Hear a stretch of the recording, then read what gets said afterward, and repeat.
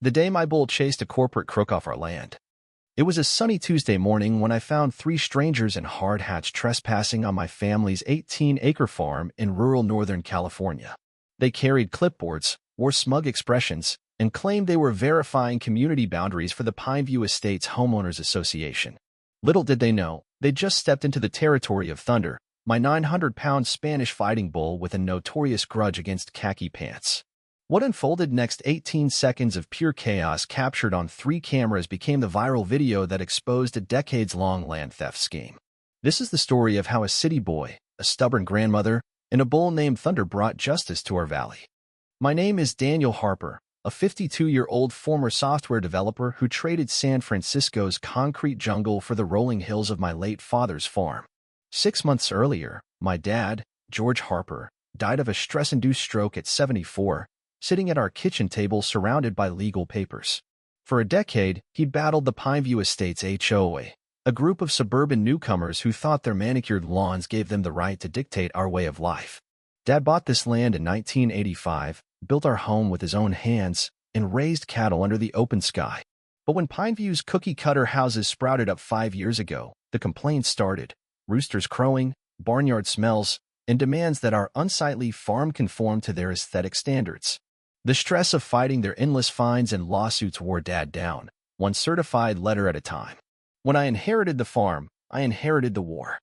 The trouble began when Cynthia Reynolds, Pineview's HOA manager, demanded access to my land for a boundary survey. She arrived with 2 nervous techs, Brian and Kyle, acting like they owned the place. I'd been documenting my transition to farm life on social media, streaming my clumsy attempts at milking cows and wrangling Thunder, Luna, and Stardad's trio of Spanish fighting bulls. These weren't pets, they were Dad's defiant nod to our cattle country roots. Thunder, the 900-pound alpha, had an uncanny knack for spotting trespassers. Dad used to say, "That bull knows our property line better than any surveyor." Cynthia's visit wasn't random. While cleaning out Dad's belongings, I'd found a note in his will. "If the HOA gives you trouble, check the blue tin box in the shed.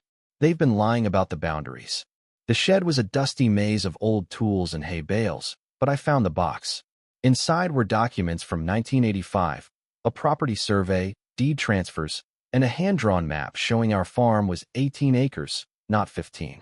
The extra 3 acres included the land where Pineview built its community center and playground. Dad had uncovered their dirty secrethied stolen our land to expand their amenities. When Cynthia called, her voice sharp and demanding, I knew she was nervous. "Mr. Harper, we need to verify your boundaries within 48 hours, or we'll pursue legal action." I didn't tell her about the documents. Instead, I set up extra cameras around the farm, sensing a storm was coming. My live stream, meant for farm updates, was still running when Cynthia and her team cut through my fence, ignoring no trespassing signs. That's when Thunder caught their scent. Picture this: a 48-year-old woman in a $2,000 suit sprinting across a pasture, heels sinking into dirt, chased by a black locomotive of bovine fury. Cynthia's 14.2-second dash, arms flailing and briefcase flying, was comedy gold until I realized it was deadly serious. Thunder, triggered by Brian's orange safety vest, charged like a matador's nightmare. Brian dropped his $5,000 surveying gear and bolted, yelling profanities that echoed across the valley. Kyle, faster and smarter, was already climbing the fence like a panicked spider. Cynthia froze for a fatal second before running, her papers scattering like confetti. The live stream, watched by 3,000 followers, exploded with comments. "Go, Thunder. Best HOA takedown ever." As they scrambled over the fence, Thunder smashed the surveying equipment into scrap metal. Cynthia landed in the dirt, her suit torn, her dignity in tatters. But the real bombshell was her phone, dropped during the chase. It was recording a voice memo. "Richard, the Harper situation is out of control. If we don't clear that land soon, Project Greenfields will collapse. Destroy those documents and get that family out." I handed the phone to Sheriff Thompson, who arrived to Cynthia's demands that Thunder be euthanized as a dangerous weapon. Her own words, now evidence, silenced her threats. The video went viral, hitting 4.5 million views in 2 days. Memes of Cynthia's sprint, set to Sweet Home Alabama, flooded the internet. But Pineview's lawyers, led by the slick firm Bradley & Sons, hit back with a $2.5 million lawsuit, accusing me of reckless endangerment and terroristic bovine assault. The community split. Pineview residents waved "Safety First" signs, while local farmers rallied at my gate with "Save Thunder" banners. My grandmother, Elena, 79, watched the chaos from her rocking chair, knitting and smiling like she knew something no one else did. Elena was the key. One evening, as the sun painted our pastures gold, she said, "Danny, that Reynolds woman isn't just HOA. She was lead counsel for Apex Realty, the developer behind Pineview. She's been stealing farms for 15 years. Elena's forgetful old lady act had fooled Cynthia into spilling secrets. She documented everything. Photos of Cynthia's papers, recordings of her meetings, even tailing her to Apex's offices. Dad hadn't just been fighting for our land, had been building a case against a criminal empire. Cynthia's phone revealed Project Greenfields, a plan to turn our valley into a toxic waste processing hub, handling radioactive sludge and industrial solvents for billions in profit. Apex had bribed county officials, faked environmental reports, and fabricated HOA complaints to drive out farmers. Judge Bradley, who signed Cynthia's court order, was Apex's silent partner, his son Robert running the company.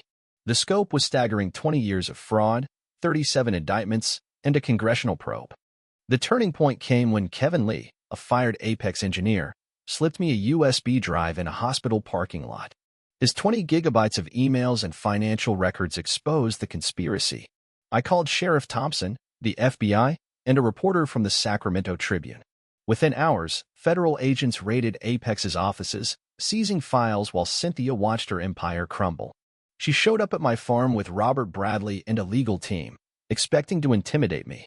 Instead, they faced 200 residents, 3 news crews, and FBI agents with warrants. Elena, fresh from the hospital after a fall, stood up from her wheelchair. "I've lived here 79 years, she declared. "These people didn't just steal land, they stole our future." The crowd roared. Then Agent Laura Carter dropped the bomb. Robert was Judge Bradley's son, their family profiting from judicial corruption. Cynthia cracked, screaming at Robert, "You promised me a partnership. I was just following orders." Her confession, caught on camera, sealed their fate. Thunder's injury gash from the wrecked equipment nearly broke me. Surgery cost $18,000, and Apex's offer to cover it in exchange for 6 acres felt like a knife to the heart. But Elena's evidence, Kevin's files, and the community's support kept me fighting. Crowdfunding saved Thunder, and Dad's hidden $60,000, freed after the lawsuit collapsed, rebuilt our fences. A year later, Thunder grazes peacefully with his calf on our restored 18 acres. Cynthia got 8 years for fraud, Robert, 15 for racketeering. Judge Bradley faces prison for corruption. We won $800,000 in damages, and 14 other families reclaimed their land.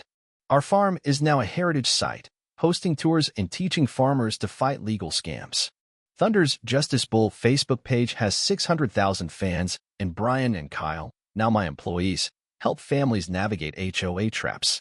Standing at the fence where Thunder charged, I see what Dad fought for, not just land, but the right to live free from corporate greed.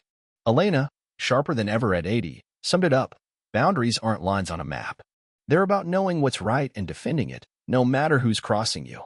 Thunder bellows across the valley, a reminder that justice, when it comes, is sweeter than any victory.